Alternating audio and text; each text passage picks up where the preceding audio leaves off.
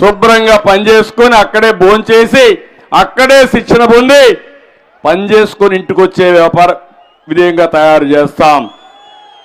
ఆంధ్రప్రదేశ్లో ఉండే యువతని ప్రపంచానికి అనుసంధానం చేసే బాధ్యత నాది అని మీ అందరికీ ఒకసారి హామీ ఇస్తున్నా.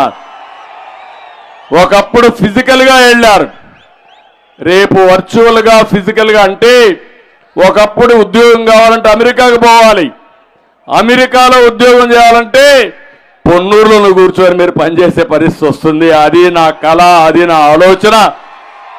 అవసరమైతే మీరు వెళ్ళొచ్చు, అమ్మా నాన్న కూడా సేవలు చేస్తూ ఇక్కడే బంధువులతో కలిసి ఉంటూ మీకు ఉద్యోగాలు వచ్చే విధంగా చేయడం తెలుగుదేశం పార్టీ జనసేన విజన్ అని చెప్పి కూడా నేను మీకు తెలియజేస్తున్నా. ఏం తమ్ముళ్ళు, ఆనందమేనా మీకు? ఏమమ్మా మీకు కూడా ఆనందమేనా?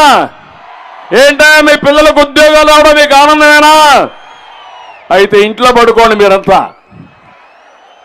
72 రోజులుంది, ఒకటే పిలిపిస్తున్నా, 72 రోజులు రోడ్డు మీద ఉండాలి. మీరు సైకిల్ ఎక్కాలి, గ్లాసు పట్టుకోవాలి, 2 చేతులకు 2 జెండాలు, తెలుగుదేశం జనసేన జెండా పట్టుకొని ప్రజల దగ్గరికి వెళ్ళండి. వెళ్ళడానికి సిద్ధమైతే గట్టిగా చప్పట్లు కూడా చెప్పండి, వెళ్ళొస్తామని. అది మీరు చేయండి. మీ భవిష్యత్తు బంగారు భవిష్యత్తు చేసే బాధ్యత నాదని మరొకసారి మా తమ్ముళ్ళకి యువతకు విజ్ఞప్తి చేస్తున్నా. మోసకారి జగన్మోహన్ రెడ్డి జాబ్ క్యాలెండర్ వచ్చిందా? డిఎస్సి పెట్టాడా? ఏమీ చెయ్యడు. గత ఎన్నికల్లో ఉద్యోగస్తులు కూడా నమ్మారు. నేను ఆ రోజు పిఆర్సీ ఇచ్చాను. రాష్ట్రం 2గా విడిపోయినప్పుడు మనకు ఆదాయం లేకపోయినా అప్పులున్నా నేను ఒకటే ఆలోచించాను, తెలంగాణతో సమానంగా పిఆర్సీ 43% ఫిట్మెంట్ ఇచ్చాను. అదే మాదిరిగా ఉద్యోగ వయస్సును కూడా పెంచాను. ఎక్కడా ఎవ్వరికి ఇబ్బంది లేకుండా డిఏలు, పెన్షన్లు, ఇతర బకాయిలు అన్నీ చెల్లించాను. కానీ ఇతను వచ్చాడు, మోసం చేశాడు, మోసపోయారు.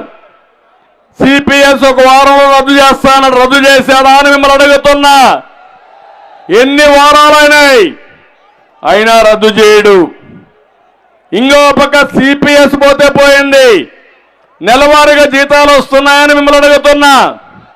ఒకప్పుడు ఎక్కువ జీతాలు కావాలనే ఉద్యోగస్తులు ఇప్పుడు నెలవారీ జీతం వస్తే చాలు, తగ్గించుకుంటే చాలనే పరిస్థితికి వచ్చారంటే ఎలాంటి దుర్మార్గుడో ఒక్కసారి మీరు ఆలోచించుకోవాలి.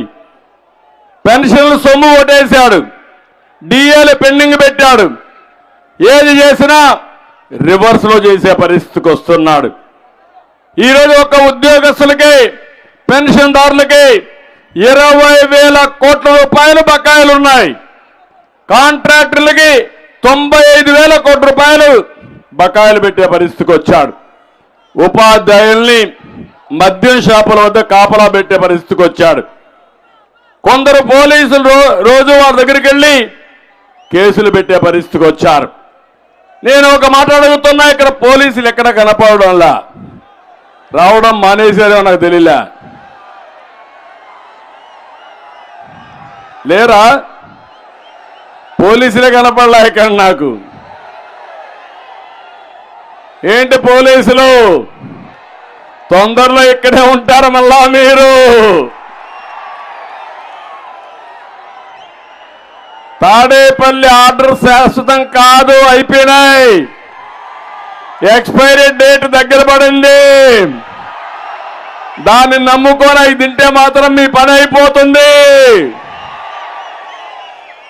ఇప్పుడు మీరు ఒకటే గుర్తుపెట్టుకోవాలి, వచ్చేది తెలుగుదేశం జనసేన ప్రభుత్వం.